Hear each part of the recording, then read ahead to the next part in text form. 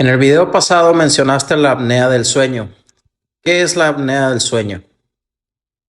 Sí, la apnea del sueño consiste cuando la lengua no tiene espacio para habitar.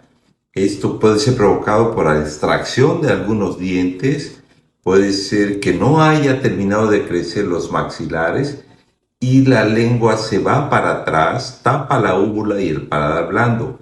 Esto sucede en la noche porque la lengua es un músculo que ocupa un espacio, pesa y al ponerse horizontal tapa la úvula del paladar blando y las personas dejan de respirar y las paradas de no respirar puede ser de 50 a 60 segundos y inspiran solamente 5 o 6 segundos. Entonces es mucho tiempo el que no estamos oxigenando.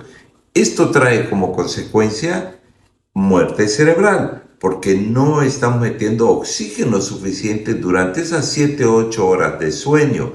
La sangre se hace espesa, puede haber impotencia sexual, flojera, pereza en el día, falta de agilidad mental, en fin, son muchas enfermedades. La apnea en un 40% de la humanidad sufre de apnea o ronquido y este es un problema de salud pública a nivel internacional. Esto y más lo tenemos en el libro de Biocibernética Bucal para el Ser,